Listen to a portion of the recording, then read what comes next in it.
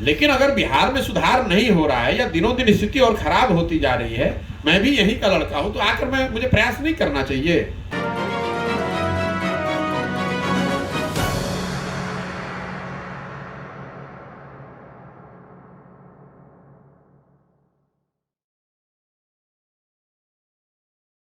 जन सुराज पद यात्रा के 98वें दिन प्रशांत किशोर ने पूर्वी चंपारण के रामगढ़वा में प्रेस कॉन्फ्रेंस कर अपने पदयात्रा के अब तक के अनुभव को साझा किया। प्रशांत किशोर ने बताया कि 2 अक्टूबर से शुरू हुए पदयात्रा के माध्यम से अब तक वे लगभग 60 दिनों की यात्रा कर चुके हैं और पश्चिमी चंपारण से चलकर पूर्वी चंपारण जिले पहुंचे हैं। पदयात्रा का उद्देश्य है कि बिहार के सभी पंचायतों के विकास का 10 साल का ब्लूप्रिंट तैयार करना, जिसमें पंचायत आधारित समस्याओं और उनके समाधान का पूरा विवरण होगा। प्रयास है कि समाज को मत कर सभी सही लोगों को चिन्हित कर एक मंच पर लाया जाए और बिहार में व्यवस्था परिवर्तन के लिए एक बेहतर विकल्प बनाया जाए।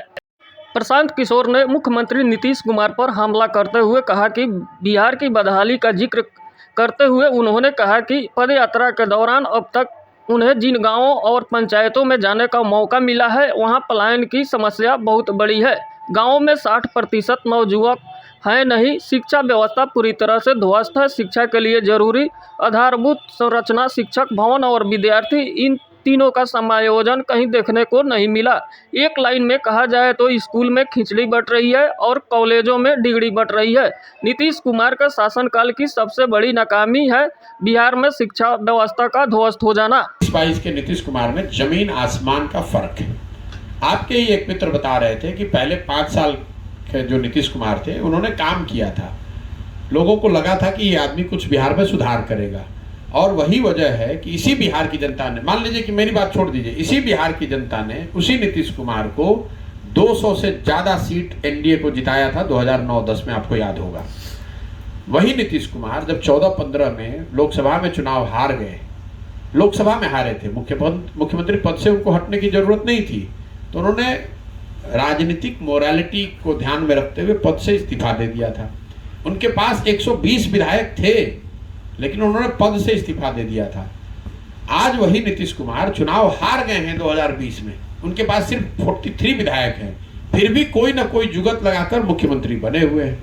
ये वो नीतीश कुमार हैं जो 2014 में 7 निश्चय जब मैं बनवा रहा था उनके साथ मिलकर, तो 15 दिन तक अफसरों के साथ, सिस्टम के साथ बैठकर ये तय किया गया था कि एक एक जो वादे किए जा रहे हैं 7 निश्चय में, उसका बजट और उसका संसाधन कहां से आएगा। आज वो नीतीश कुमार गांधी मैदान में एक दिन खड़े होते हैं और बताते हैं कि 10 लाख लोगों को सरकारी नौकरी दे दूंगा, जबकि 2 महीना पहले तक कह रहे थे कि ये तो संभव ही नहीं है। तो नीतीश कुमार, उन्होंने 7 निश्चय, आपने कहा प्रचार किया, तो प्रचार किया, उसके साथ साथ ये भी कहा कि 7 निश्चय को लागू किया जाए। 7 निश्चय की योजना लागू है और अगर लागू नहीं है, मान लीजिए कि आप वोटर हैं और 7 निश्चय की योजना के आधार पर नीतीश कुमार के उससे पहले के काम काज के आधार पर आपने 2015 में उनको वोट दिया, 15 के बाद उन्होंने 5 साल 7 साल काम नहीं किया, तो आपके पास 2 विकल्प है कि चूंकि आपने उनको 2015 में समर्थन दिया था तो आप लगातार जीवन भर समर्थन देते रहे, या आप ये कहें कि नहीं, इनको समर्थन जिस पर दिया था ये काम किया नहीं, मैं समर्थन इनको न दे किसी दूसरे को दूंगा, तो वही बात मेरे पर भी लागू होती है।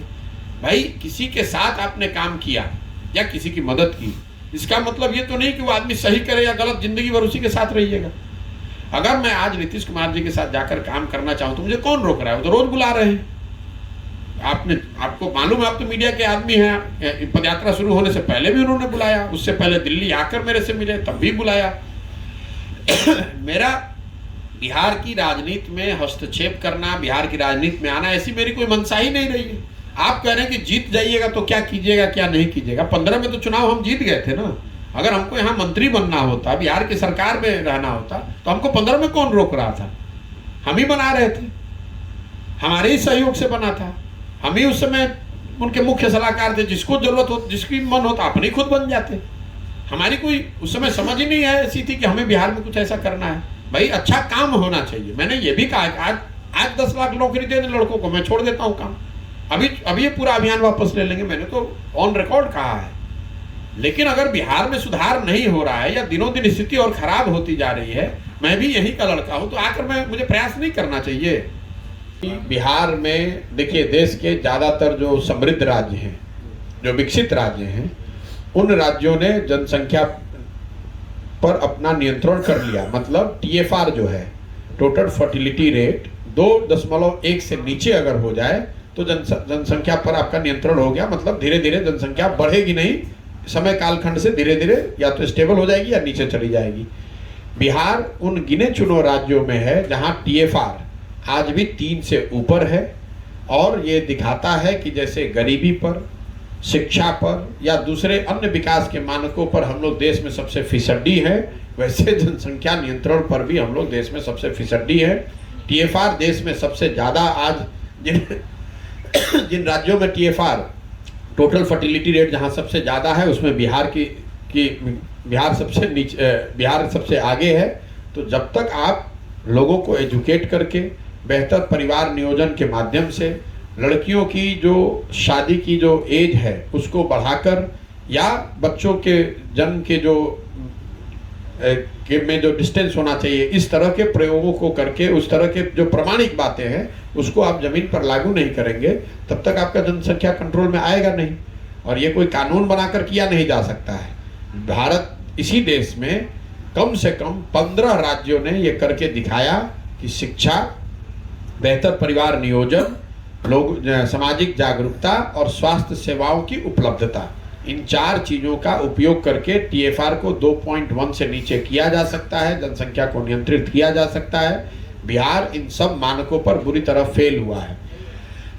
जब बच्चियां पढ़ ही नहीं रही हैं, शादी आज भी बिहार में सबसे कम एज में जिन बच्चियों की शादी हो रही है, जो फर्स्ट प्रेगनेंसी है, वो आज भी बिहार में सबसे कम एज में हो रही है। तो इन स्थिति के बने रहते, जब तक ये स्थिति बनी रहेगी तब तक यहाँ पर स्थिति सुधर नहीं सकती है। बाई ट्रेनिंग में पब्लिक हेल्थ की मैंने पढ़ाई